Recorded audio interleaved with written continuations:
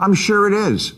I'm sure it's very complicated. That's why I pay 13% of my income in this state every year to people who I assumed were working on things like this. We have a new thing in L.A. called follow home robberies, where gang members stake out nice restaurants and then follow home the people who leave in expensive cars and force their way into their houses. That's why Paris Hilton now drives a 2009 PT Cruiser and eats at Sbarro. This just got brutal. Bill Maher just exposed California's leadership. He targets Gavin Newsom and drags Karen Bass into the fire. No jokes, just destruction. What went so wrong? Stay with me. This year, the L.A. City Council voted that every homeless tent had to be removed from dozens of locations. Yet, every freeway overpass still looks like history's saddest Coachella.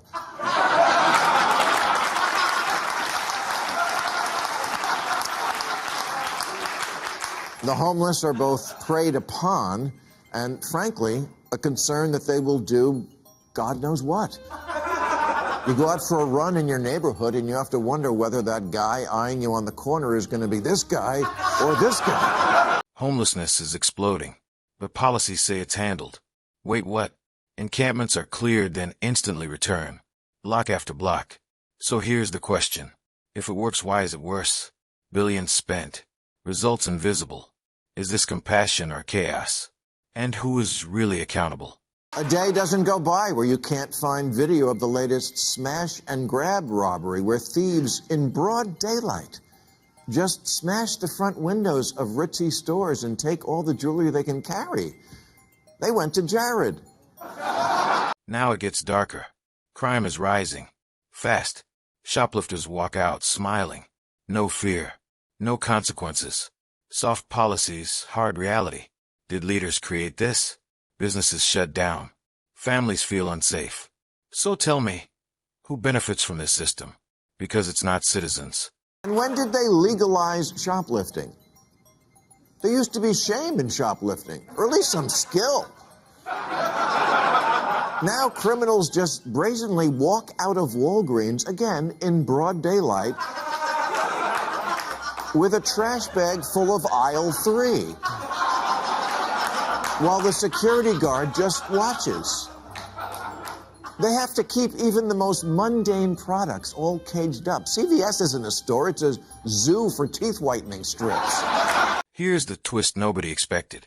Theft under $1,000? Basically downgraded. Sounds minor, right? Wrong. Criminals adapted instantly. Hit stores. Again. Again. Again. Now even toothpaste is locked up. Think about that. Is this reform? Or a system collapsing in real time? San Francisco in the last few years has seen 11 Walgreens and 6 CVS stores just give up and close because that town seems simply beyond law, which is heartbreaking because I, like so many people, love that city, and I don't think it's corny to admit, yes, I left my heart in San Francisco. Also my wallet and iPhone. It gets personal now. Car break-ins? Everywhere. You leave for minutes, come back to nothing. Gone. Cities like Los Angeles, tens of thousands of cases. San Francisco, already infamous. So ask yourself, is this normal now? Or did leadership lose control? Bay Area citizens have been complaining in recent years about all the human feces in the streets, but now the streets are full of something else. They call it San Francisco snow. It's glass. Piles and piles of shattered glass everywhere from car windows being smashed. It's so routine to have this happen to any parked car that people purposefully leave the windows down and the glove compartment open so thieves can see there's nothing of value. Or they leave a note on the car politely assuring the thief that there's nothing worth stealing and please don't break the windows. Dear Mr. Criminal, I hope this note finds you well. This part is almost unbelievable.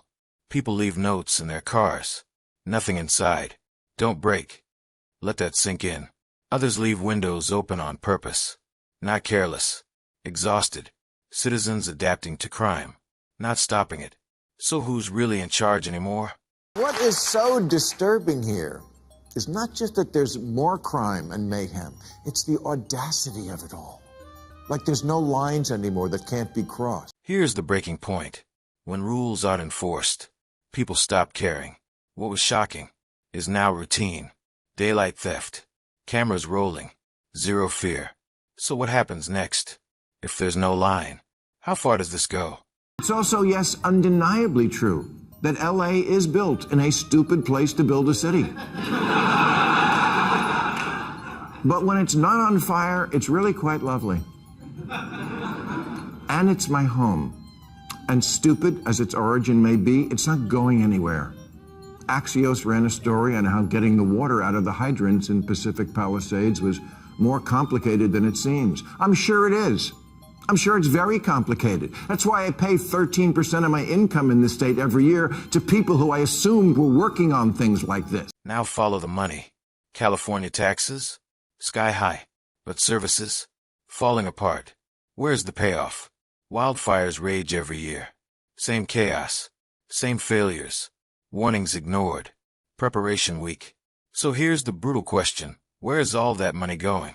When asked why so many of the hydrants in the Palisades ran out of water, Governor Newsom said the local folks are trying to figure that out. Yeah, you got to do that before the fire. At least in the Palisades, the hydrants were still there. 300 other ones around the city are just gone, stolen for parts. One of the 3 reservoirs for the Palisades was offline at the one time of year when it was most needed. LA's Mayor Karen Bass, the Nero of American politics, was fiddling in Ghana while the city burned and later placed the blame on 8 months of negligible rain and winds that have not been seen in LA in at least 14 years. Yeah, that's not that long a time. Maybe look in the history books to see how our ancestors handled it back in 2011. And this is the real shock. Nothing changes. Fires return. Crime spreads. Homelessness grows. Same leaders. Same promises. Different year. So what's the truth? Is this mismanagement? Or something worse? Because right now, people feel abandoned. And when trust collapses, everything follows.